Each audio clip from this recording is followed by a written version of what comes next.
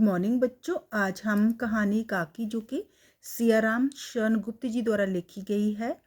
प्रश्न उत्तर पढ़ते हैं। बोर्ड एग्जाम में आए प्रश्न उत्तर। निम्नलिखित गद्यांश को पढ़िए और उसके नीचे लिखे प्रश्नों के उत्तर लिखिए। उसके अंत स्थल में वह शोक जाकर बस गया। वह प्राय अकेला बैठा बैठा शून्य मन से आकाश की ओर ताका करता। एक दिन उसने ऊपर आसमान में पतंग उड़ती देखी। ना जाने क्या सोचकर उसका हृदय खिल उठा। विश्वेश्वर के पास जाकर बोला अपने पिताजी के पास जाकर बोला, काका मुझे पतंग मंगा दो। प्रश्न पढ़ते हैं। उसने शब्द का प्रयोग किसके लिए किया गया है? उसके दुखी होने का क्या कारण था? उत्तर, उसने शब्द का प्रयोग श्यामू के लिए किया गया है। वह एक अबोध बालक था। श्यामू की काकी की मृत्यु हो गई थी। वह अपनी माँ के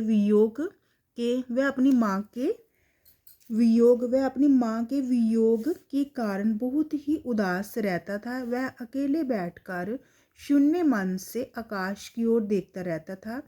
कई दिन रोते रोते उसका रोना तो शांत हो गया, परंतु उसकी मातृ वियोग की पीड़ा शांत नहीं हुई।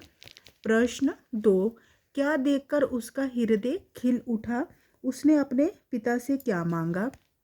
उत्तर, उड़ती हुई पतंग को देखकर उसका हृदय खिल उठा, प्रसन्न हो उठा, क्योंकि उसके दिल में ये ख्याल आया कि पतंग के माध्यम से उसकी काकी राम जी के घर से वापिस आ जाएगी। श्यामू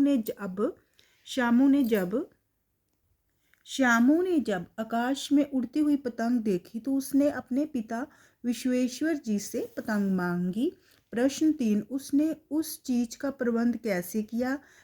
क्या उसके इस कार्य को अपराध कहना उचित होगा? उत्तर, पतंग प्राप्त करने के लिए श्यामू ने चोरी का सहारा लिया और पिता विश्वेश्वर जी की कोट की जेब से चवन्नी चुराई, ताकि वह एक पतंग खरीद कर उस पतंग के द्वारा अपनी काकी को राम जी के घर से वापस ला सके। उसके इस कार्य को अपराध कहना उचित नहीं होगा, क्योंकि बालकों का हृदय अत्यंत कोमल, भावुक तथा संवेदनशील होता है। वे मातृ वियोग की पीड़ा को सहन नहीं कर पाते। श्यामू की काकी की मृत्यु हो गई थी। वह अपनी माँ के वियोग में इतना व्याकुल हो जाता है कि पतंग खरीदने के लिए चोरी कर डालता है। वह बच्चा है, अतः शब्दों के माध्यम से अपना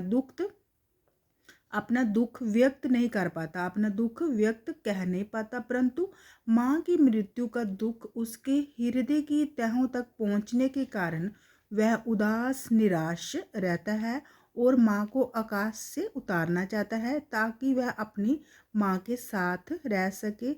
अतः श्यामू का ये कार्य अपराध नहीं था। प्रश्न 4, विश्वेश्वर ने बालक के साथ कैसा व्यवहार किया? संक्षिप्त में समझाते हुए उनके इस तरह के व्यवहार का कारण तथा सच्चाई जानने के बाद की स्थिति का भी वर्णन कीजिए। उत्तर, श्यामू के पिता विश्वेश्वर को जब पता चला कि उसने उनके कोट की जेब से चवन्नी चुराई है, तो विश्वेश्वर ये सब मामला जानकर क्रोधित हो गए। उन्होंने श्यामू को 2 तमाचे जड़ दिए। उनका कहना था कि चोरी सीखकर जेल जाना है क्या? परंतु भोला से सच्चाई जानकर के पतंग श्यामू ने अपने काकी को नीचे लाने के लिए खरीदी है। तब उन्हें बहुत दुख हुआ। ये सुनकर वह कुछ भी सोच पाने की अवस्था में ना रहे। उन्होंने फटी हुई पतंग उठाकर देखी। उस पर लिखा हुआ था काकी। उन्हें बहुत पश्चाताप हुआ कि उन्होंने व्यर्थ ही अपने बेटे को डांट दिया। प्रश्न, श्यामू आपकी नज़र में अपराधी था या नहीं? तर्क सहित उत्तर दीजिए। श्यामू हमारी नज़र में अपराधी नहीं था। काकी कहानी में अत्यंत मामरिक ढंग से एक अबोध बालक की मातृ वियोग की पीड़ा को व्यक्त किया गया है। बालकों का हृदय अत्यंत कोमल, भावुक तथा संवेदनशील होता है। वह माँ के वियोग की पीड़ा को सहन नहीं कर पाते। सवेरे सवेरे जब श्यामू उठा तो उसने देखा कि सारे घर में रोना पीटना मचा हुआ है। घर के सभी लोग रो रहे थे।